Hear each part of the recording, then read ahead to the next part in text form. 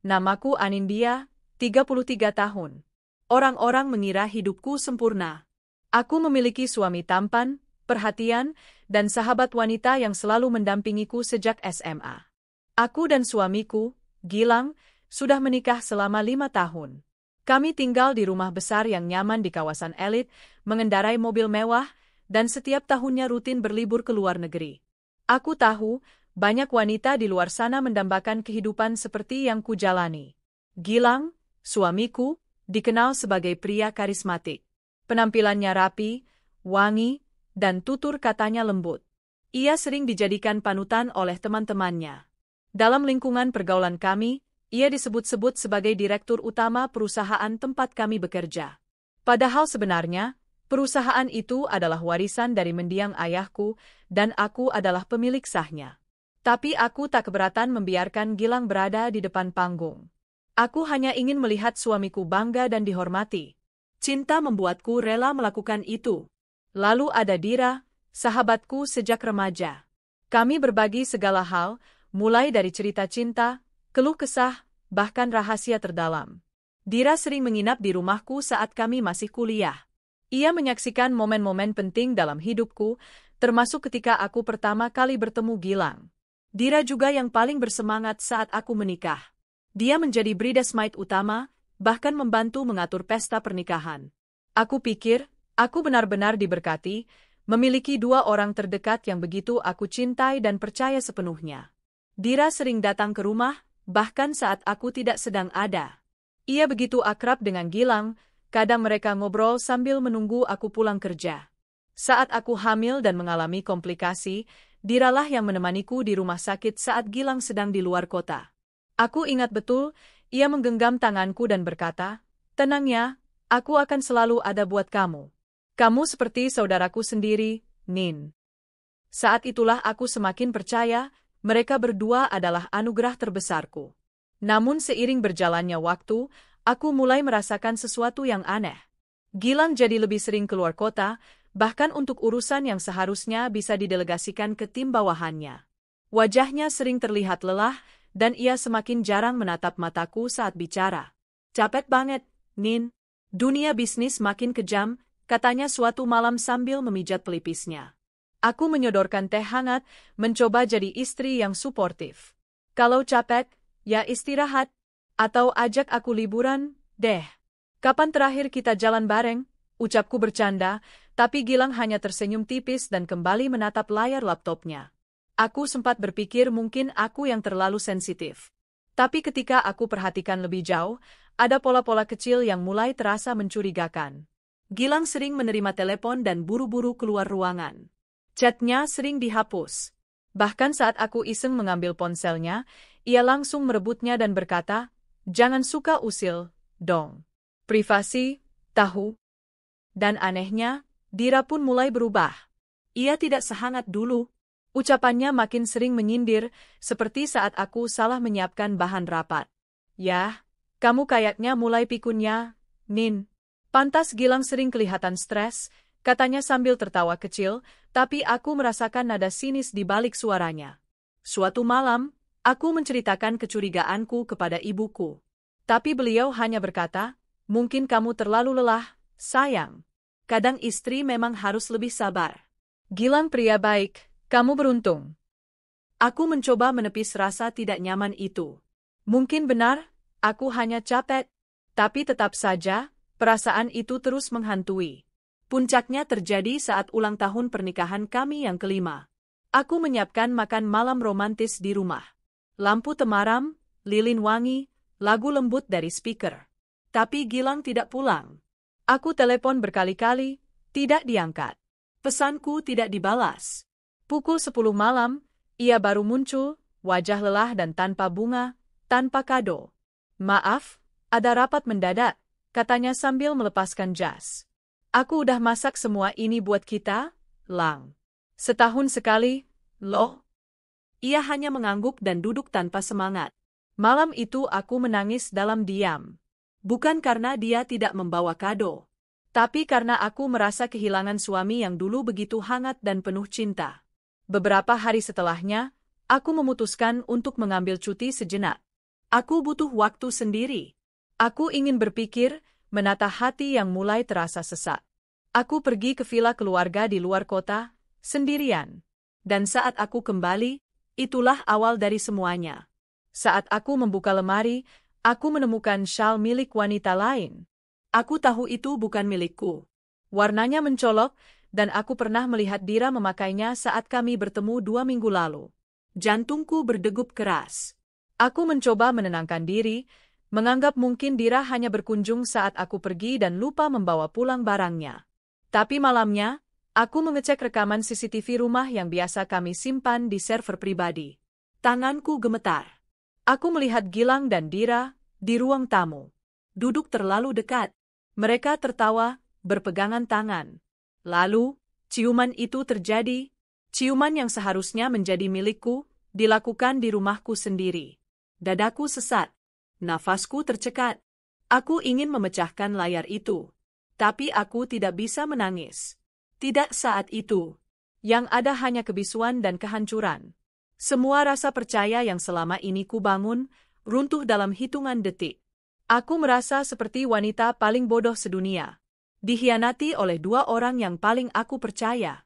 2 orang yang paling aku cintai. Malam itu, aku tidak tidur. Aku duduk di ruang tamu, menatap kosong, mencoba mengingat semua detail. Sejak kapan ini semua dimulai? Sejak kapan mereka saling jatuh cinta? Atau, sejak kapan mereka mulai mengkhianatiku? Dan yang lebih menyakitkan adalah, aku mulai menyadari bahwa mungkin mereka sudah bersama sejak awal aku menikah dengan Gilang. Terlintas kembali kenangan saat Gilang melamarku. Saat Dira menangis di pelaminan. Saat Gilang dan Dira berdua mengatur pesta kejutan untuk ulang tahunku yang pertama sebagai istri. Apakah semua itu cuma sandiwara? Tanganku mengepal. Bukan hanya karena marah, tapi juga karena tekad yang mulai tumbuh. Aku tidak boleh jatuh. Aku tidak boleh hancur hanya karena 2 pengkhianat. Mereka pikir aku lemah? Mereka pikir aku akan menangis dan memohon untuk dimengerti? Tidak. Mereka belum tahu siapa aku sebenarnya. Aku adalah Anindya, pemilik sah perusahaan tempat Gilang duduk sebagai direktur. Aku yang punya seluruh harta itu. Dan kalau mereka berpikir bisa mencurinya dariku, mereka salah besar. Pagi setelah aku menonton rekaman itu, aku tidak menangis. Justru ada ketenangan aneh dalam diriku. Seperti badai yang akhirnya berhenti mengguncang, meninggalkan langit kelabu yang sunyi, tapi penuh keputusan. Aku tahu satu hal, ini bukan waktunya untuk berduka. Ini waktunya bangkit dan mengambil kembali hidupku. Sebelum melakukan apapun, aku meminta salah satu staf kepercayaanku di perusahaan, Pak Edwin, kepala keuangan, untuk bertemu diam-diam di luar kantor. Aku mempercayainya karena dia sudah bersama perusahaan ayahku sejak awal. Orang tua, sederhana, tapi sangat loyal. Kami bertemu di sebuah kedai kecil yang sepi, jauh dari pusat kota. Bu Anindya, kenapa kita bertemu di sini? Ada apa? Tanyanya lembut. Aku tersenyum tipis. Pak Edwin, saya ingin menanyakan sesuatu. Mengenai Gilang. Selama ini, ada kejanggalan tidak dengan laporan keuangan. Pak Edwin terlihat terkejut, lalu berpikir sejenak.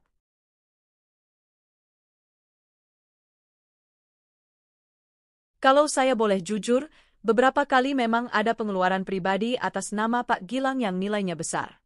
Tapi karena dia duduk sebagai direktur, kami pikir itu dalam persetujuan Ibu. Seperti apa contohnya? Biaya liburan ke luar negeri, pembelian barang-barang mewah, dan transfer bulanan ke satu nama yang tidak kami kenal. Tapi karena kami kira itu saudara Ibu atau asisten pribadi, kami tidak menggali lebih jauh. Jantungku berdetak cepat. Nama penerima transfer itu siapa, Pak? Ia membuka laptopnya dan memperlihatkan laporan rinci. Dira Lestari. Aku hampir tersenyum. Jadi uangku juga yang mereka pakai untuk bersenang-senang di belakangku? Terima kasih, Pak Edwin. Mulai hari ini, tolong simpan semua data itu dengan rapi. Dan, saya ingin semua pengeluaran pribadi atas nama Gilang dihentikan. Tanpa pemberitahuannya. Bisa? Pak Edwin mengangguk cepat. Tentu, Bu. Saya akan pastikan tidak ada 1 sen pun lagi yang keluar tanpa izin Ibu. Langkah pertama berhasil. Aku pulang ke rumah dan bersikap seperti biasa. Aku tak ingin Gilang tahu bahwa aku sudah tahu semuanya. Aku ingin dia terus bermain sandiwara. Beberapa hari kemudian, Gilang mengatakan bahwa dia dan tim kerja akan berangkat ke Jepang untuk kunjungan bisnis dan relaksasi singkat. Cuma seminggu kok, sayang. Ini penting untuk membangun relasi, katanya dengan suara manis, mencium keningku seperti biasa. Aku hanya tersenyum. Hati-hati ya. Jangan lupa kirim kabar. Dalam hati, aku sudah tahu siapa yang akan ikut bersamanya ke Jepang. Siapa lagi kalau bukan Dira? Begitu mereka berangkat, aku langsung ke kantor pusat.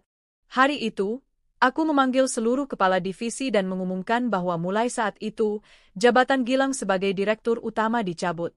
Aku membawa semua bukti penyalahgunaan wewenangnya, ditandatangani secara sah, dan didampingi oleh pengacara perusahaan.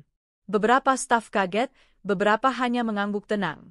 Sepertinya selama ini mereka juga sudah mencium aroma busuk itu, hanya saja tak berani bicara. Tak sampai di situ, aku juga memblokir semua akses rekening Gilang yang terdaftar atas nama perusahaan, termasuk kartu kreditnya. Aku tahu selama ini dia mengandalkan fasilitas perusahaan untuk gaya hidupnya. Di hari keempat liburan mereka, aku menghubungi pihak hotel di Tokyo tempat mereka menginap. Dengan dokumen kepemilikan kartu dan rekening yang sah, aku meminta hotel membekukan semua akomodasi atas nama Gilang. Otomatis, mereka dikeluarkan dari kamar karena tidak ada pembayaran. Lalu aku menghubungi pihak maskapai dan membatalkan tiket pulang mereka. Aku juga memblokir kartu mereka, membekukan seluruh akses digital.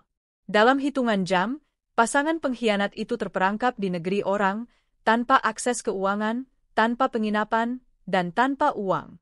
Sore itu, aku duduk di sofa sambil menyeruput teh, membuka pesan dari Gilang. Sayang, ada masalah. Kartu kita nggak bisa dipakai. Kamar hotel juga ditutup. Kamu bisa bantu urus, nggak? Aku membalas singkat.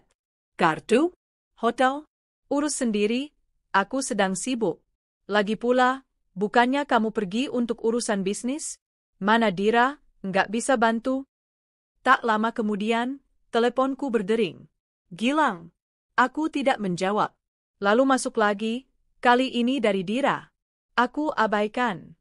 Aku biarkan mereka panik dan berkeringat di negeri orang, sementara aku menikmati manisnya pembalasan. Malamnya, aku menelepon pengacaraku, meminta surat cerai disiapkan dan gugatan atas penyalahgunaan harta pribadi. Aku juga mengurus laporan ke polisi untuk kemungkinan penipuan dan penggelapan dana. Semua berjalan cepat, karena seluruh bukti ada di tanganku. 2 hari kemudian, Gilang mengirim voice note. Suaranya panik. Nin, aku mohon, angkat teleponku. Ini salah paham. Aku bisa jelaskan semuanya. Tolong, jangan tinggalin aku di sini. Aku nggak tahu harus gimana. Kita masih suami istri, kan? Kita bisa selesaikan ini baik-baik. Satu pesan suara masuk dari Dira. Nindya, aku minta maaf. Aku nggak tahu kenapa bisa sejauh ini. Aku benar-benar menyesal. Kamu tahu aku sayang kamu. Aku tak menyelesaikan pesannya. Aku hapus. Mereka pikir aku akan luluh. Mereka pikir aku akan menangis melihat mereka tersiksa.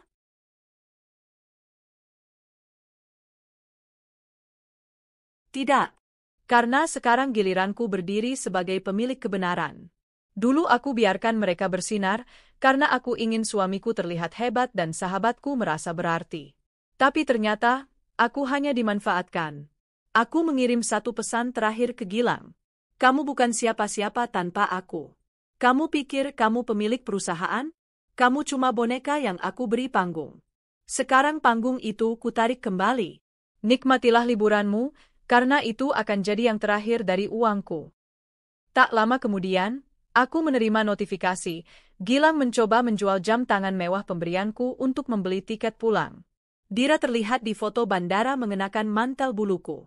Mereka berusaha meminjam uang dari orang lain, tapi semuanya mentok. Aku tahu mereka akhirnya pulang setelah menjual semua barang-barang pribadi mereka. Tapi saat sampai di rumah, koper mereka ditolak masuk. Aku sudah mengganti seluruh kunci dan mengurus perintah pengadilan agar Gilang tidak bisa mengakses rumahku lagi. Harta atas namanya? Tidak ada. Semuanya selama ini atas namaku. Termasuk mobil yang dikendarainya, yang kini sudah ditarik Leasing. Mereka datang mengetuk rumahku, seperti pengemis. Tapi aku tidak membuka pintu. Aku hanya berdiri di balik jendela, menatap mereka. Dira menangis. Gilang menatapku dengan mata penuh harap. Aku tidak berkata apa-apa. Cukup menatap mereka, sepasang pengkhianat yang kini tahu rasanya dikhianati balik. Malam itu aku tidak bisa tidur. Rasa perih, marah, dan kecewa bercampur aduk dalam dadaku. Rasanya seperti disayat dari dalam. Aku yang selama ini tulus mencintai, ternyata hanya dijadikan pijakan untuk naik derajat. Keesokan paginya aku berangkat ke kantor lebih awal dari biasanya. Aku mengenakan setelan abu tua yang tegas. Bukan untuk bergaya, tapi untuk menegaskan, Anindya yang sekarang sudah bangkit, bukan lagi istri yang buta karena cinta. Saat aku tiba, resepsionis menyapaku dengan ramah, tapi matanya sedikit gugup. Aku tahu ini pasti karena Gilang dan Dira mulai bertingkah semena-mena di kantor, seolah perusahaan ini milik mereka. Aku melangkah masuk ke ruang direksi tanpa banyak bicara, lalu memanggil asisten pribadiku, Mita. Mita, tolong cek semua transaksi keuangan atas nama Gilang dan Dira selama 2 tahun terakhir. Fokus pada dana pribadi, fasilitas kantor, dan penggunaan aset perusahaan. Aku juga ingin semua rekaman CCTV ruang direktur dan lounge staff disimpan. Jangan sampai ada yang dihapus. Mita menatapku lekat-lekat. Bu, apakah ini tentang? Aku hanya mengangguk. Mita tak bertanya lagi. Ia langsung beraksi, seperti prajurit yang tahu siapa komandan sebenarnya. Tak lama, aku menerima laporan, Gilang telah menyalahgunakan kendaraan dinas untuk keperluan pribadi, menyewa villa dengan uang perusahaan, bahkan pernah mengklaim reimbursement puluhan juta hanya untuk konsultasi bisnis, yang ternyata liburan bersama Dira. Dadaku bergemuruh, tapi aku menahan semuanya. Kemudian, bagian paling mengejutkan datang dari Departemen SDM. Di sana tertulis, Dira Lestari resmi menjadi istri kedua Gilang berdasarkan surat pernikahan yang disembunyikan dan tidak dicatatkan ke bagian hukum perusahaan. Mataku membelalak. Jadi mereka benar-benar sudah menikah diam-diam? Aku gemetar. Tanganku mengepal di atas meja. Selama ini aku hidup dengan seorang penipu. Seseorang yang tanpa malu mengkhianati sumpah pernikahan, dan teman dekatku yang pernah kuanggap seperti saudara sendiri, berani menusukku dari belakang. Sore harinya, Gilang masuk ke ruanganku dengan wajah sumringah. Sayang, aku mau kasih kabar. Minggu depan aku dan tim mau ke Jepang, ada peluang besar buka cabang baru. Oh iya, kamu nggak usah ikut ya, kamu kan sibuk dengan audit. Ia bahkan tidak menatap mataku saat bicara. Seolah aku hanyalah asistennya, bukan istri sahnya, dan lebih parah lagi, bukan pemilik utama perusahaan ini. Aku tersenyum tipis. Oke, hati-hati ya. Nikmati liburannya. Liburan? Sayang, ini kerja loh, katanya dengan gaya manis palsunya. Aku hanya mengangguk, menatapnya tanpa ekspresi. Dalam hati, aku sudah merancang skenario kejatuhannya. Beberapa hari kemudian, aku mendapat kabar bahwa mereka sudah sampai di Jepang. Mereka menginap di Hotel Bintang 5, menggunakan kartu kredit perusahaan yang kuberikan sebagai fasilitas direktur. Tapi malam itu juga aku memerintahkan bagian keuangan untuk membekukan seluruh kartu atas nama Gilang dan Dira. Aku juga mengirimkan surat pencabutan jabatan kepada direksi, menyatakan bahwa Gilang telah diberhentikan dari jabatannya karena penyalahgunaan dana dan melanggar kode etik perusahaan. Surat itu kutandatangani sendiri. Karena pada akhirnya, hanya aku yang punya hak penuh atas perusahaan ini. Gilang hanya, direktur boneka, yang kubiarkan tampil di depan untuk menjaga privasi dan kenyamanan pribadiku. Kini waktunya menyudahi semua topeng. Aku lalu memanggil pengacara keluarga, Pak Seno, yang sudah seperti ayah kedua bagiku. Pak Seno, aku ingin ajukan gugatan cerai, pemutusan hak atas seluruh aset, serta laporan penggelapan. Tapi aku ingin lakukan ini diam-diam dulu. Biarkan mereka menikmati liburan, biar mereka kaget saat pulang. Pak Seno mengangguk. Anindya, kamu kuat sekali. Kalau orang lain di posisimu, mungkin sudah hancur. Aku hanya tertawa kecil. Saya sudah hancur, Pak. Tapi saya memilih menyatukan serpihannya untuk berdiri lebih tegak. 2 hari kemudian, Mita menghubungiku sambil berbisik di telepon. Bu, Dira sempat video call staf bagian PR kemarin. Ia pamer sedang liburan bersama suami tercinta di Tokyo. Bahkan sempat menunjukkan cincin kawinnya, Bu. Tanpa tahu kalau itu direkam diam-diam. Aku menarik napas panjang. Bagus, kirimkan salinan rekamannya. Aku ingin punya bukti tambahan. Begitu aku menerima video itu, rasanya seperti menonton drama murahan. Dira duduk di ranjang hotel, mengenakan jubah mandi, menyandarkan kepala di bahu Gilang yang memanggilnya, sayang, dengan nada manja. Perutku mual. Tapi aku tidak menangis lagi. Aku terlalu muak untuk air mata. Hari kelima, tepat ketika mereka menikmati makan malam romantis, aku memutus akses semua kartu kredit dan e-wallet mereka. Mereka tiba-tiba menjadi gelandangan mewah di kota asing. Tak lama, aku menerima pesan panik dari Gilang. Sayang, kenapa semua kartu kita diblokir? Hotel mau usir kita. Aku butuh kamu segera bantu. Tolong angkat telepon. Aku tidak menjawab. Lalu Dira mengirim pesan. Nindya, please, aku tahu kamu marah, tapi ini bisa dijelaskan. Kita nggak sengaja jatuh cinta. Maafkan kami. Jangan hukum kami begini. Aku tersenyum pahit membaca kata-katanya. Nggak sengaja jatuh cinta? Bagaimana bisa seseorang nggak sengaja mengkhianati? Mereka akhirnya nekat menjual barang-barang pribadi mereka, jam tangan Gilang, perhiasan Dira, bahkan koper mahal yang dulu kubelikan sendiri untuk ulang tahun Gilang. Semua mereka lepas hanya untuk bisa makan dan mencari tiket murah pulang. Tapi saat mereka berhasil tiba di Bandara Indonesia, kejutan baru menanti. Aku sudah mengajukan pembekuan paspor untuk pemeriksaan imigrasi. Aku melaporkan keduanya atas dugaan pencucian uang dan penyalahgunaan aset perusahaan. Di bandara, mereka sempat ditahan untuk diinterogasi. Begitu akhirnya mereka berhasil pulang dan tiba di rumah, mereka menemukan pagar rumah sudah digembok dan seluruh isi rumah sudah dipindahkan. Dira menangis di depan rumah. Gilang marah-marah sambil memukul-mukul pagar. Tapi tak ada yang membuka.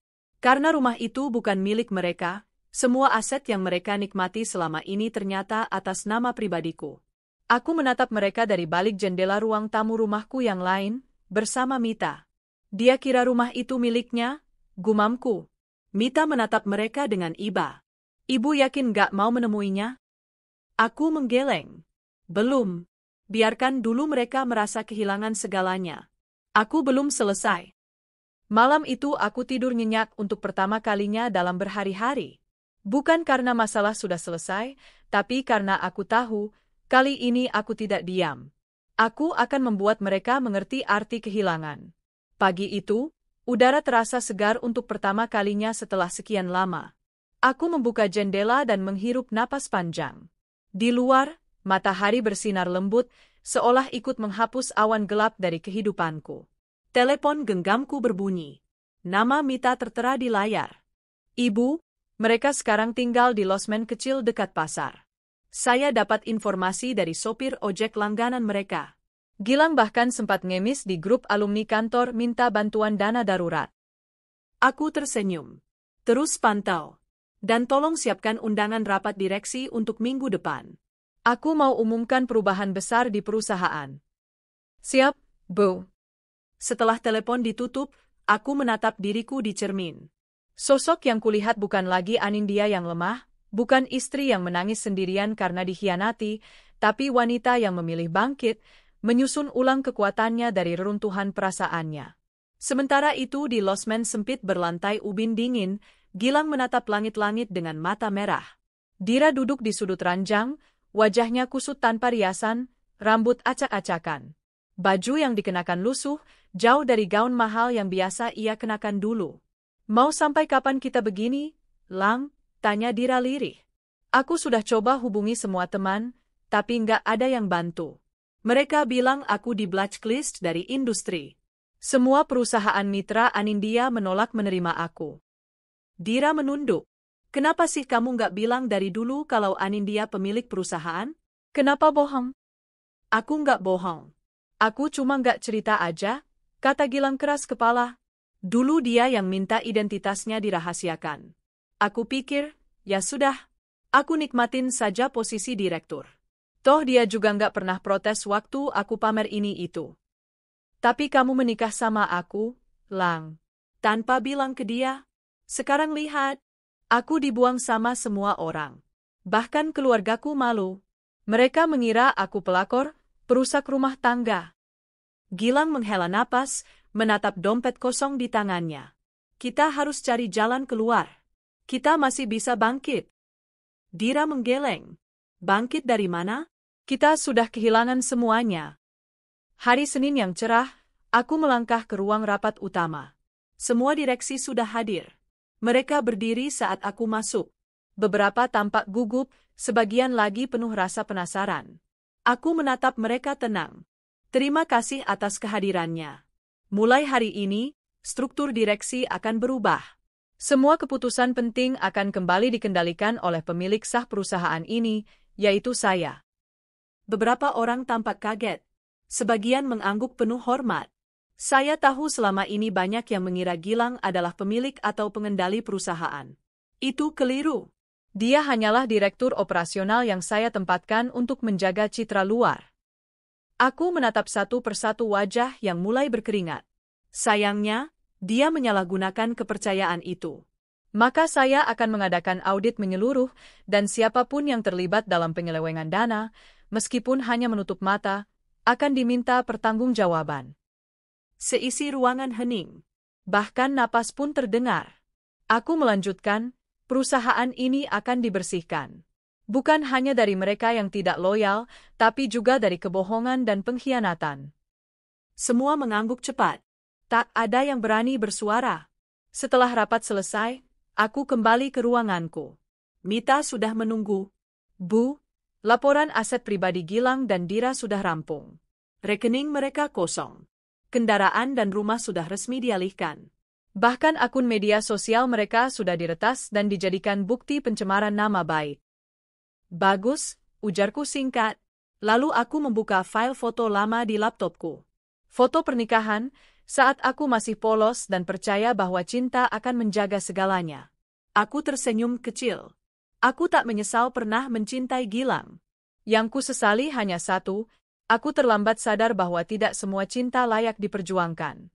Beberapa hari kemudian, Dira memberanikan diri datang ke rumah lamaku, yang kini kosong, karena sudah kugembok permanen. Ia menjerit di depan gerbang sambil memohon. Tangisannya meraung, bahkan didengar tetangga. Aku minta maaf, Nindya. Aku mohon. Aku salah. Aku khilaf. Tapi jangan hukum kami begini. Kami manusia, kami juga ingin hidup. Aku menyaksikannya dari jauh, dari dalam mobil yang kaca jendelanya gelap. Aku tidak ingin tampil. Tidak perlu. Aku tidak butuh konfrontasi. Penyesalan mereka sudah cukup menjadi bukti bahwa aku menang. Beberapa wartawan mulai mencium kabar. Artikel dengan judul seperti "Perselingkuhan dalam Dunia Korporasi. Direktur dibuang oleh pemilik perusahaan yang juga istrinya" mulai bermunculan di internet. Awalnya aku enggan memberi pernyataan, tapi akhirnya aku tampil dalam satu wawancara. Apa yang membuat Anda kuat melewati semua ini, Bu Anindya? Tanya reporter itu. Aku tersenyum pelan. Karena saya tahu, saya tidak sedang kehilangan orang yang mencintai saya hanya kehilangan seseorang yang tidak pantas berada di hidup saya. Gilang dan Dira kini hidup berpindah-pindah. Mereka sempat mencoba membuka usaha kecil, tapi gagal. Tak ada investor yang percaya. Namanya sudah rusak. Mereka juga tak bisa mendapat pekerjaan tetap, karena surat pernyataan blacklist dari perusahaanku telah menyebar ke hampir semua mitra. Sementara aku mulai menata kembali hidupku. Aku sibuk memperluas bisnis ke luar negeri, mulai sering tampil di forum-forum perempuan, mendorong wanita untuk bangkit dari pengkhianatan dan luka. Aku tidak ingin dendam jadi bahan bakarku, kataku suatu kali dalam seminar. Tapi aku ingin luka jadi sumber kekuatanku. Karena dari situ, aku belajar berdiri sendiri. Suatu malam, saat hujan deras, Aku menerima surat tanpa nama. Maafkan aku, Anindya. Aku hanya ingin bilang, aku menyesal. Bukan karena kehilangan harta, tapi karena telah menyakiti orang sebaik kamu. Aku tahu tak pantas berharap kamu memaafkan. Tapi jika aku boleh berharap, semoga suatu hari kamu bisa bahagia tanpa bayanganku. G. Aku membaca surat itu lama. Ku tatap huruf demi huruf. Lalu aku membakar kertas itu perlahan, membiarkan abu menghilang bersama angin. Karena aku tahu, ini bukan tentang maaf untuk mereka, tapi tentang melepaskan beban dari diriku sendiri. Aku tidak akan mengizinkan masa lalu mengikatku lebih lama. Kini aku adalah Anindya yang baru, yang telah kehilangan semuanya, tapi menemukan dirinya sendiri. Hari itu aku duduk di ruang kerjaku yang baru, sebuah lantai penuh kaca di menara bisnis milik perusahaanku sendiri. Pemandangan Jakarta terlihat luas di balik jendela. Semua terasa seperti mimpi yang akhirnya menjadi nyata, tapi mimpi itu lahir dari luka yang dalam. Mita mengetuk pintu, lalu masuk sambil membawa 2 map tebal. Bu, ini laporan perkembangan anak-anak asuh dari program beasiswa kita dan juga pengajuan kerjasama dari 3 investor luar negeri. Aku menatapnya sejenak, lalu tersenyum. Terima kasih, Mita. Letakkan saja di meja. Nanti aku pelajari. Setelah Mita keluar, aku berdiri dan menatap kota yang sibuk di bawah sana. Dulu aku berada di titik terendah dalam hidup. Dikhianati, dihancurkan oleh orang yang paling kupercaya. Tapi sekarang, aku berdiri di puncak, bukan karena aku ingin membalas, tapi karena aku ingin sembuh dengan caraku sendiri. Tiba-tiba ponselku bergetar. Pesan dari nomor asing masuk. Kami di Singapura, tidur di bandara 2 malam. Tak ada uang pulang. Tolong, bantu sekali ini saja. Aku minta maaf. Aku sungguh minta maaf. Aku menghela napas. Gilang. Laki-laki itu benar-benar terpuruk. Beberapa minggu lalu, ia dan Dira kabur ke luar negeri untuk menghindari tekanan dari publik. Tapi ternyata hidup di luar negeri bukan pelarian yang mudah. Tabungan mereka habis, aset tak bisa diakses, dan koneksi mereka memutus hubungan. Aku bisa saja mengabaikan pesan itu. Bisa saja kubalas dengan tawa sarkastik atau kata-kata pedas. Tapi aku tidak ingin jadi seperti mereka. Keesokan harinya, aku mengirimkan tiket pesawat pulang untuk mereka berdua, kelas ekonomi, tanpa fasilitas apapun. Tapi aku juga mengirim 1 surat elektronik kepada pihak imigrasi agar mereka mencatat nama Gilang dan Dira sebagai subjek pemantauan untuk dugaan pelanggaran perdata di Indonesia. Aku tidak membalas pesan Gilang. Biarlah mereka tahu, aku cukup baik untuk tak membiarkan mereka mati kelaparan, tapi aku juga cukup cerdas untuk tak membiarkan mereka lolos tanpa tanggung jawab. 2 hari kemudian, Gilang dan Dira mendarat di Jakarta. Wajah mereka lusuh, pakaian mereka sederhana, dan mata mereka kosong. Mereka tak tahu kemana harus pergi. Rumah yang dulu mereka tempati sudah dijual, mobil mereka disita, rekening dibekukan. Mereka tinggal di rumah kontrakan sempit di pinggiran kota. Dira mulai bekerja sebagai pegawai toko kosmetik, sementara Gilang mencoba jadi kurir. Sore itu, Mita datang ke ruanganku sambil membawa foto. Bu, saya dapat ini dari orang yang diam-diam mengamati mereka seperti Ibu minta. Gilang sekarang bekerja untuk aplikasi pengiriman. Tapi dia jarang dapat order. Kadang harus duduk berjam-jam di pinggir jalan. Aku menatap foto itu dengan tenang. Gilang duduk di bawah pohon, mengenakan jaket lusuh, menatap layar ponsel kosong. Dulu dia duduk di belakang meja direkturku. Mita bertanya pelan, Ibu tidak mau mereka ditahan saja? Masih ada cukup bukti untuk tuntutan hukum. Aku menggeleng. Tidak. Biarkan mereka merasa bahwa dunia ini bisa terus berjalan tanpanya. Itu hukuman yang lebih tajam daripada penjara. Dalam waktu yang bersamaan, aku mulai memperkuat yayasan sosial yang dulu kubentuk secara diam-diam. Sekarang aku membuka identitasku sebagai pemilik dan pendiri yayasan itu. Media mulai menyorot aktivitasku. Anindya Pramesti, CEO sekaligus filantropis muda, membuka program pelatihan kerja untuk janda dan perempuan korban kekerasan rumah tangga, begitu bunyi salah satu artikel online. Aku berdiri di antara mereka, mendengar kisah-kisah perempuan yang ditinggalkan, disakiti, dipaksa diam. Di sana aku merasa hidup, merasa kuat. Salah satu peserta pelatihan mendekatiku dan berkata, "Terima kasih, Bu. Saya hampir bunuh diri sebelum ikut program ini. Tapi sekarang saya yakin masih bisa hidup." Aku menahan air mata. Bukan karena sedih, tapi karena bangga. Bukan hanya karena aku bisa bangkit, tapi karena aku bisa membantu orang lain untuk ikut bangkit. Suatu malam, aku menerima pesan dari seorang teman lama. Ia adalah sahabat kuliahku yang dulu menjauh sejak aku menikah dengan Gilang. "Nindya, aku minta maaf dulu sempat menjauh. Aku pikir kamu berubah setelah menikah. Tapi sekarang aku tahu kamu cuma mencoba bertahan. Aku salut dengan apa yang kamu lakukan. Kita bisa bertemu?" Kami bertemu di sebuah kafe kecil.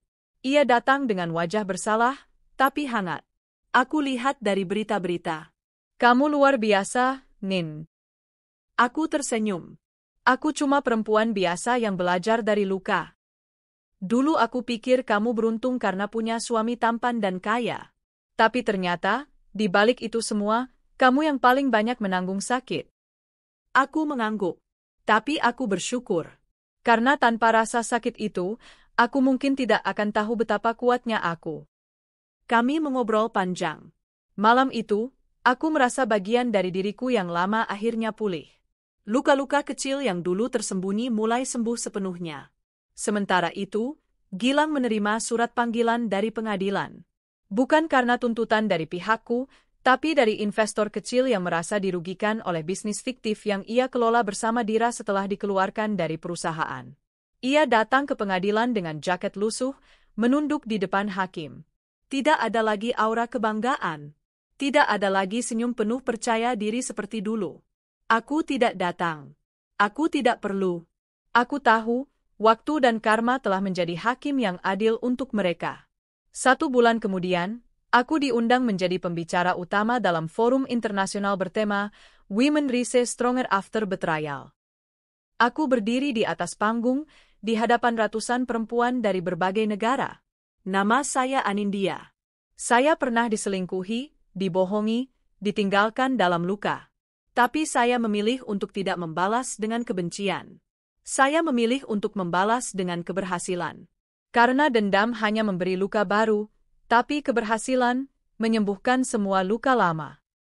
Tepuk tangan menggema. Aku menunduk hormat. Saat acara selesai, seorang perempuan muda menghampiriku dan memelukku sambil menangis. "Terima kasih, Bu. Kisah Ibu membuat saya yakin saya bisa keluar dari hubungan toksik saya." Aku membalas pelukannya. Karena pada akhirnya, kisahku bukan hanya tentang pengkhianatan, tapi tentang bagaimana seorang perempuan bangkit, berdiri, dan menjadi lebih dari sekadar korban. Aku adalah saksi bahwa luka tidak akan selamanya menyakitkan, asal kita tahu bagaimana mengubahnya menjadi kekuatan. Sore itu langit mendung. Jakarta diguyur gerimis kecil, membuat suasana tampak sendu. Aku baru saja selesai memimpin rapat penting dengan salah satu mitra perusahaan dari Eropa. Tubuhku letih, tapi hatiku tetap hangat. Ada rasa damai yang tak bisa dijelaskan, seolah luka yang dulu pernah menoreh dalam kini benar-benar kering dan mengeras menjadi kulit yang lebih kuat. Namun ketenangan itu terusik saat Mita masuk ke ruanganku dengan wajah ragu. "Ada seseorang yang ingin bertemu, Bu." Dia tidak membuat janji, tapi katanya penting dan dari masa lalu Ibu. Aku mengernyit. "Siapa?" "Bu Dira dan Pak Gilang." Nama itu masih membuat hatiku berdesir. Bukan karena cinta, tapi karena begitu banyak luka dan penghinaan yang mereka tinggalkan. Aku menarik napas pelan. "Suruh mereka pulang." Mita tampak gugup. Mereka bersikeras. Mereka duduk di lobi sejak 1 jam lalu. Gilang bilang, "Sekali ini saja." "Aku cuma ingin bicara." Aku terdiam. Dalam hatiku ada 2 sisi yang bertarung. Satu ingin tetap tegas dan membiarkan mereka terus di luar hidupku. Satu lagi ingin melihat sejauh apa mereka bisa merendahkan diri setelah semua yang terjadi. "Baik," kataku akhirnya. "Biar mereka naik." Tapi hanya 15 menit. Pintu ruanganku terbuka. Gilang dan Dira masuk. Mereka jauh berbeda dari dulu. Gilang tampak lebih kurus, wajahnya kusam, matanya menyimpan kelelahan mendalam. Dira, Yang dulu selalu mengenakan busana mewah dan kosmetik mahal, kini berdiri dengan gaun sederhana dan wajah tanpa riasan. "Apa kabar, Nindya?" Gilang menyapaku dengan suara lirih. Aku menyandarkan tubuhku ke kursi dan menatap mereka. Langsung ke inti saja. "Aku tidak punya waktu untuk nostalgia." Dira memejamkan mata, tampak mengatur napasnya. Lalu ia berkata, "Kami minta maaf atas semua kebodohan, pengkhianatan, dan kesombongan kami dulu. Kami pikir dunia akan tunduk di kaki kami. Kami pikir bisa hidup bahagia dengan saling membohongi. Tapi ternyata..."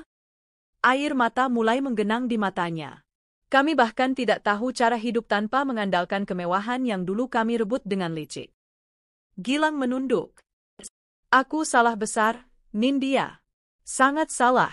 Dulu aku merasa berjasa karena kau memberiku jabatan. Aku pikir aku pantas mendapatkanmu, tapi aku tak pernah benar-benar mencintaimu dengan cara yang pantas. Bahkan aku tak mencintai diriku sendiri. Aku hanya ingin diakui." Aku menahan napas. Kalimat itu membuat hatiku sedikit goyah. Bukan karena aku iba, tapi karena aku sadar, mereka kini melihatku sebagai manusia, bukan alat. Tapi tetap saja, luka yang mereka ukir tak akan hilang begitu saja. "Lalu kalian datang ke sini untuk apa?" tanyaku pelan. "Untuk minta kesempatan kedua," jawab Gilang.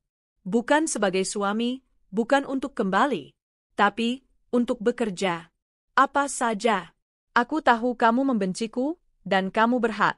Tapi izinkan aku memperbaiki diri. Aku bahkan bersedia jadi tukang bersih-bersih di yayasanmu. Asal aku bisa belajar menjadi manusia yang berguna." Aku nyaris tertawa. Tapi kemudian aku melihat sesuatu yang aneh di matanya. Kejujuran. Bukan manipulasi seperti dulu. Aku sudah terlalu jauh melangkah, Lang. Dulu aku menangis dan bertanya-tanya, kenapa orang yang paling aku percaya malah menusukku dari belakang. Sekarang aku tak butuh jawaban lagi. Karena aku sudah tahu, kalian tak layak untuk hadir di hidupku lagi. Dira menunduk, menangis diam-diam. "Tapi," lanjutku, "aku juga bukan monster. Kalau kau benar-benar ingin berubah, aku akan beri satu kesempatan kecil. Bukan di perusahaanku, tapi di yayasan. Tapi bukan jabatan, bukan fasilitas, bukan gaji besar. Hanya sebagai relawan." Mereka berdua menatapku, kaget sekaligus lega. "Aku akan awasi dari jauh. Kalau kalian sungguh-sungguh, kalian bisa bertahan. Tapi kalau kalian kembali mencoba mencuri kepercayaan, ini akan jadi terakhir kalinya kalian menginjakkan kaki di hidupku." Gilang mengangguk. "Terima kasih, Nindya." "Terima kasih." Aku hanya menatap mereka dingin. Dalam hatiku masih ada luka, tapi tak lagi berdarah. Kini aku berdiri di atas semua itu. Dan itu sudah cukup. Hari-hari berikutnya, aku melihat laporan dari koordinator yayasan. Ternyata benar, Gilang dan Dira datang setiap hari ke pusat pelatihan. Mereka menyapu lantai, membersihkan kamar mandi, mengantar makanan untuk peserta pelatihan. Bahkan mereka rela tinggal di rumah singgah bersama anak-anak yatim.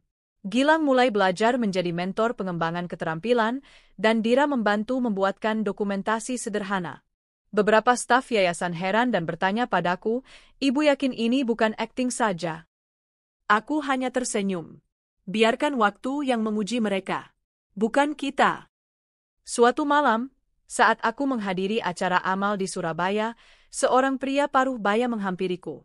Ia adalah direktur dari organisasi internasional yang fokus pada rehabilitasi pelaku kekerasan rumah tangga. "Saya membaca laporan yayasan Anda. Menarik sekali melihat Anda memberi kesempatan kepada pelaku, bukan hanya korban. Itu pendekatan yang jarang dilakukan." Aku tersenyum.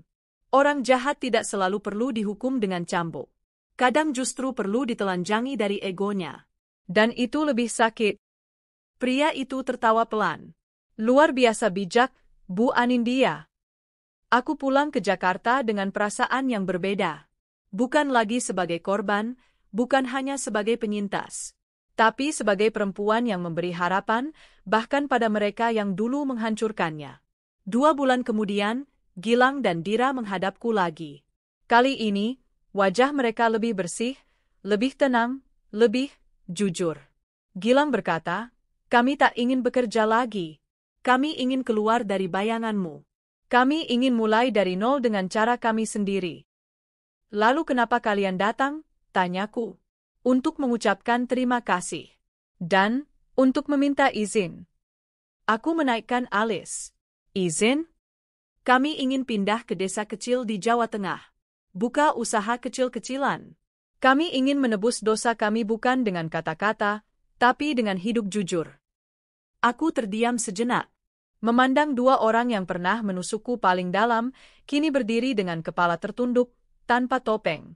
Pergilah. Tapi ingat, karma tidak hanya datang sekali. Kalau kalian kembali berbuat licik, dunia akan menuntut kalian lebih keras dari sebelumnya. Gilang menunduk. Kami paham. Dira, yang selama ini lebih banyak diam, akhirnya berkata, dan jika suatu saat Tuhan mengizinkan kami menebus semuanya, kami akan terus membantu yayasanmu, dari jauh. Aku tak menjawab.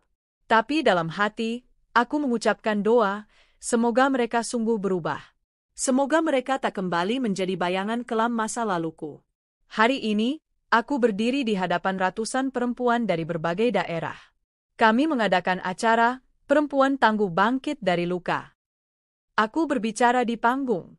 Aku pernah dikhianati oleh suamiku dan sahabatku. Mereka menikah di belakangku. Mereka mencuri kepercayaan dan harga diriku. Tapi hari ini aku bisa berdiri di sini, bukan karena aku membalas mereka, tapi karena aku memilih untuk berdamai dan membangun diriku sendiri. Tepuk tangan membahana. Balas dendam tak akan membuatmu sembuh. Tapi pengampunan, yang tidak berarti membiarkan, melainkan melepas, itu akan menyembuhkanmu sepenuhnya. Hari itu aku menangis di panggung. Bukan karena sedih.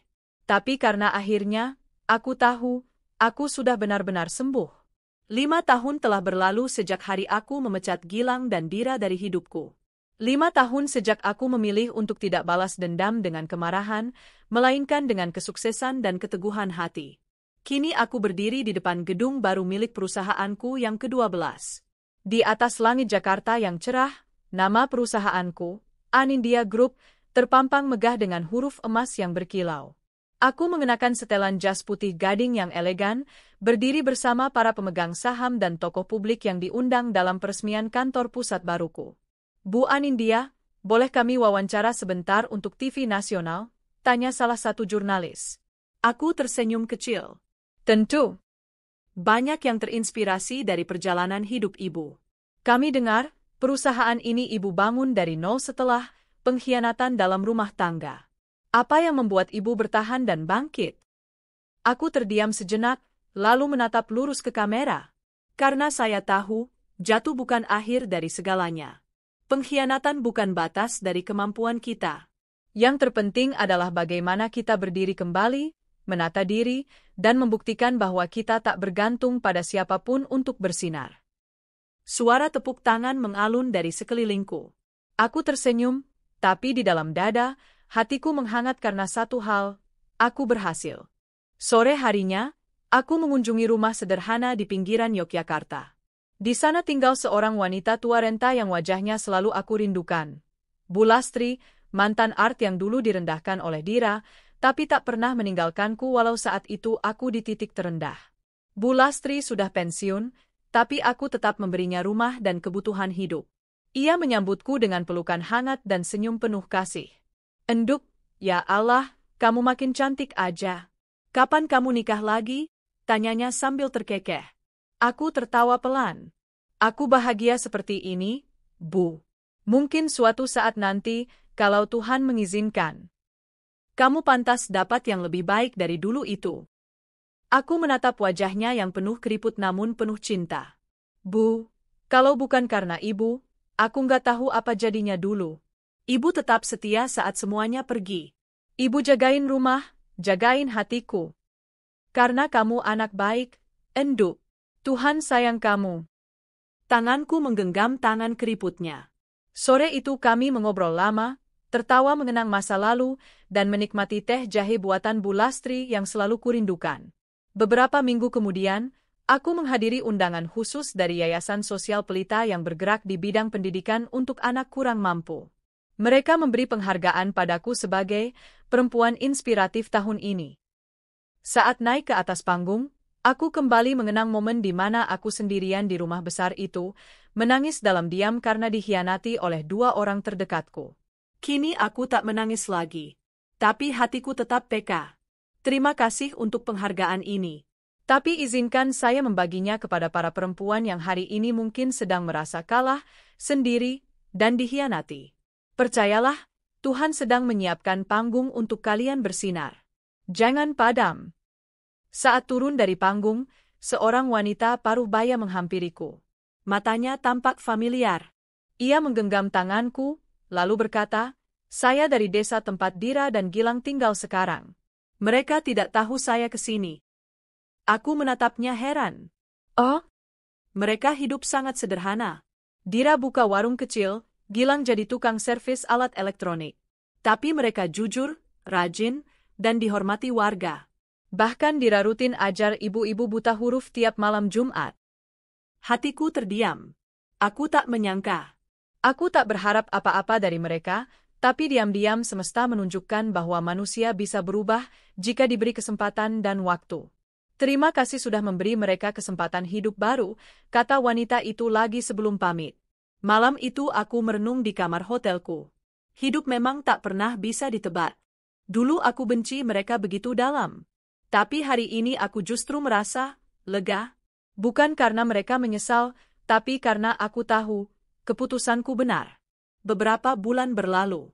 Suatu hari, aku mendapat undangan menghadiri pernikahan seorang karyawan lamaku yang kini menjadi kepala cabang di Kalimantan. Saat tiba di lokasi acara, aku disambut banyak wajah yang dulu pernah bekerja bersamaku sejak awal membangun perusahaan. Namun yang mengejutkan, di antara kerumunan, aku melihat seorang pemuda berseragam hitam berdiri di dekat tenda catering.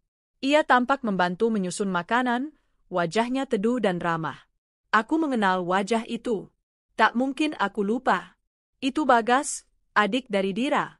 Dulu ia sering dibawa Dira ke rumah saat kami masih berteman dekat. Tapi setelah semua skandal itu, ia menghilang dari kehidupanku. Kini ia berdiri di hadapanku, menunduk sopan. Selamat sore, Bu Anindya. Saya, Bagas. Terima kasih sudah tidak menyimpan dendam pada kakak saya. Saya tahu semuanya, dan saya malu pada keluarga saya sendiri. Aku tersenyum lembut. Kamu nggak perlu malu, Bagas. Kamu orang baik. Ia tampak lega. Saya sekarang kerja di Yayasan Pendidikan Desa. Sering bareng Mas Gilang dan Mbak Dira. Mereka banyak berubah, Bu. Aku mengangguk. Itu bagus. Jangan biarkan masa lalu jadi bebanmu, tapi jadi bahan bakarmu untuk jadi lebih baik. Bagas tersenyum haru. Semoga suatu hari nanti, saya bisa berkontribusi di tempat ibu juga. Pintu selalu terbuka untuk orang jujur, jawabku. Beberapa hari kemudian, aku duduk sendiri di balkon rumahku. Rumah itu kini jauh lebih hangat, penuh tanaman yang aku rawat sendiri. Ada kolam ikan kecil, dan rak buku yang tertata rapi di ruang tamu. Di tengah semua kesibukan, aku belajar mencintai kesederhanaan kembali. Tiba-tiba handphoneku berbunyi. Sebuah pesan masuk dari nomor tak dikenal. Terima kasih telah memberi kami kesempatan menebus semuanya. Kami tak pantas, tapi kami akan terus mencoba. Kami tak akan pernah kembali ke hidupmu, tapi kami akan terus mendoakanmu. Gilang Adira. Aku menatap pesan itu lama. Lalu mengetik balasan singkat. Kebaikanmu bukan untukku, tapi untuk dirimu sendiri. Teruslah menjadi manusia yang lebih baik. Lalu aku menghapus nomornya. Bukan karena ingin melupakan, tapi karena aku sudah tidak lagi menyimpan apapun dari masa lalu. Hidup ini bukan tentang membalas luka dengan luka, atau membalas pengkhianatan dengan penghinaan. Hidup ini tentang keberanian untuk menata ulang hati, membangun kembali kepercayaan pada diri sendiri, dan berdiri lebih kokoh dari sebelumnya. Kini aku tidak lagi memikirkan balas dendam. Aku hanya ingin hidup damai, menjadi cahaya bagi diriku sendiri dan orang lain. Jika dulu aku dipermainkan oleh mereka yang mengira aku lemah, hari ini aku tahu. Aku adalah perempuan yang utuh, bahkan tanpa siapapun di sisiku. Dan untuk setiap perempuan yang pernah merasa dikhianati, ingatlah, kamu berharga. Kamu tidak sendirian. Dan kamu pasti bisa bangkit. Sudah 6 tahun berlalu sejak hidupku berubah secara drastis. Dari seorang istri yang dikhianati, dari seorang sahabat yang dilukai, dari perempuan yang sempat kehilangan arah, aku bangkit sebagai sosok yang tak lagi mudah dijatuhkan. Hidupku kini dikelilingi oleh cinta dari orang-orang yang tulus, ketenangan dari pekerjaan yang bermakna, dan kedamaian dalam hati yang telah benar-benar memaafkan. Namun ada satu hal yang belum pernah aku lakukan, menulis surat untuk diriku sendiri. Maka malam ini, di bawah cahaya lampu meja dan denting jam dinding yang pelan, aku menulisnya. Untuk Anindya, gadis yang dulu terluka begitu dalam. Aku tahu kamu pernah berpikir bahwa hidup ini tidak adil. Bahwa pengkhianatan itu seperti belati yang terus menusuk hari demi hari. Aku tahu kamu pernah menangis di kamar mandi, takut terlihat lemah di depan orang lain. Aku tahu kamu pernah mencintai dengan sepenuh hati, hanya untuk dihancurkan oleh orang yang kamu percayai sepenuh jiwa. Tapi aku juga tahu, kamu tidak menyerah. Kamu bertahan, meski tubuhmu lelah, hatimu robek, dan pikiranmu ingin menyerah. Kamu bertahan saat semuanya sepi, saat rumah besar itu sunyi tanpa suara langkah Gilang atau tawa palsu Dira. Kamu bertahan ketika dunia menertawakan kesederhanaanmu, meremehkan ketulusanmu, dan mencibir keputusanmu untuk diam. Tapi lihat dirimu sekarang. Kamu telah melampaui rasa sakit itu. Kamu membuktikan bahwa kekuatan seorang perempuan tidak terletak pada siapa suaminya, berapa harta yang ia miliki, atau seberapa glamor penampilannya. Kekuatanmu ada dalam keberanianmu untuk bangkit, untuk tidak membalas dendam dengan kebencian, dan memilih memaafkan meski mereka tak pernah memintanya. Kamu telah sembuh. Dan sekarang, kamu berdiri di tempat tertinggi bukan untuk sombong, tapi untuk menjadi cahaya bagi mereka yang sedang merangkak dalam gelap. Terima kasih, Anindya. Karena kamu tidak menyerah. Aku menyimpan surat itu dalam laci yang selalu aku kunci. Surat itu bukan untuk siapapun. Hanya untukku, agar suatu hari nanti, saat hatiku kembali goyah, aku bisa membaca ulang dan mengingat bahwa aku pernah sangat kuat. Beberapa hari kemudian, aku mendapat undangan kehormatan sebagai pembicara di acara Hari Perempuan Nasional. Acara itu dihadiri oleh berbagai tokoh perempuan, aktivis, pengusaha, hingga ibu rumah tangga dari berbagai daerah. Di atas panggung, aku melihat ratusan pasang mata menatapku. Sebagian penuh kagum, sebagian penuh harap, dan sebagian penuh luka. Aku menarik napas, lalu mulai berbicara. Beberapa tahun lalu, saya tidak berdiri di sini sebagai orang yang percaya diri. Saya berdiri sebagai perempuan yang hatinya hancur karena dikhianati oleh orang yang saya cintai dan sahabat yang saya percaya. Tapi hari ini saya tahu, pengkhianatan bukanlah akhir dari hidup kita. Aku melihat beberapa wanita di barisan depan menunduk, menahan air mata. Aku tahu rasa itu. Rasa ditusuk dari belakang, rasa kehilangan harga diri, rasa tak punya siapa-siapa. Terkadang, perempuan disuruh diam, tersenyum, meski hati remuk. Tapi saya berdiri di sini untuk mengatakan, kita tidak perlu pura-pura baik-baik saja. Kita boleh sakit. Kita boleh menangis. Tapi jangan pernah biarkan luka itu mengubur cahaya kita. Aku mengakhiri pidato itu dengan tepuk tangan panjang. Tapi bagiku, yang lebih penting bukanlah tepuk tangan, melainkan harapan yang mulai tumbuh di mata mereka. 1 bulan setelah itu, aku menghadiri reuni SMA yang dulu sempat aku tolak berkali-kali. Kali ini aku datang bukan karena ingin pamer. Aku hanya ingin menunjukkan bahwa aku telah berdamai dengan masa lalu. Ketika aku masuk ke aula tempat reuni digelar, banyak mata terbelalak. "Anindya?" tanya salah satu teman lamaku. Aku tersenyum. "Hai, lama nggak ketemu." Semua tampak terkejut melihat penampilanku yang sederhana tapi berwibawa. Beberapa mengerubungiku, menanyakan kabar dan minta foto bersama. Tapi aku hanya tersenyum tenang, tidak lagi merasa kecil seperti dulu. Tiba-tiba, dari kejauhan, aku melihat 2 sosok yang sudah lama tak kulihat, Gilang dan Dira. Mereka berdiri di pojok ruangan, tidak ikut mengobrol dengan siapapun. Dira tampak gugup, Gilang sesekali melirik ke arahku, namun segera memalingkan wajah saat tatapan kami bertemu. Aku tak mendekat. Aku juga tak berniat menyapa. Tapi saat aku hendak keluar dari ruangan, mereka datang menghampiri dengan langkah ragu. "Anin," kata Dira pelan. Suaranya gemetar. "Kami tidak pantas bicara denganmu, tapi terima kasih sudah membiarkan kami hidup tenang." Aku menatap mereka berdua, lalu mengangguk. "Aku sudah memaafkan sejak lama, Dira. Kalian tak perlu datang padaku lagi. Jalani hidup kalian." "Aku juga sudah menjalani hidupku." Gilang menunduk dalam-dalam. "Kami tidak mengharap balasan. "Kami hanya ingin kamu tahu, kamu perempuan yang luar biasa." Aku tidak menjawab. Aku hanya tersenyum, lalu melangkah pergi. Bukan dengan amarah, bukan dengan dendam, tapi dengan hati yang akhirnya benar-benar bebas. Beberapa waktu kemudian, aku duduk di ruang kerja sambil membuka kotak kenangan yang selama ini kusimpan di lemari kecil. Di dalamnya ada foto-foto lama, surat lamaran kerja pertama Gilang, hadiah kecil dari Dira saat ulang tahunku, dan satu-satunya foto kami bertiga sebelum semuanya berubah. Aku menatap foto itu, tidak dengan marah, tapi dengan mata yang lembut. Karena pada akhirnya, semua ini adalah bagian dari hidupku. Pengkhianatan itu membentukku. Kesepian itu menguatkanku. Dan luka itu membuatku utuh.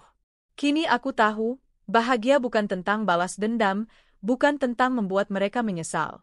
Bahagia adalah ketika kita bisa tersenyum tulus, meski kita pernah menangis sejadi-jadinya. Bahagia adalah ketika kita bisa tidur tenang, tanpa menyimpan dendam di dada. Dan malam itu, aku tertidur sambil tersenyum. Bukan karena hidupku sempurna, tapi karena aku telah memilih untuk mencintai diri sendiri sepenuhnya. Akhir dari cerita. Cerita ini bukan hanya tentang seorang perempuan yang dikhianati, tapi tentang bagaimana luka bisa menjadi jalan menuju kekuatan, dan tentang bagaimana cinta kepada diri sendiri bisa menyembuhkan luka yang tak terlihat. Jika kamu sedang berada di titik terendah hidupmu, lihatlah Anindya. Bukan sebagai tokoh utama, tapi sebagai cerminan bahwa kamu pun bisa bangkit. Karena di balik setiap luka, Tuhan menyiapkan tempat yang lebih tinggi, asal kita berani melangkah.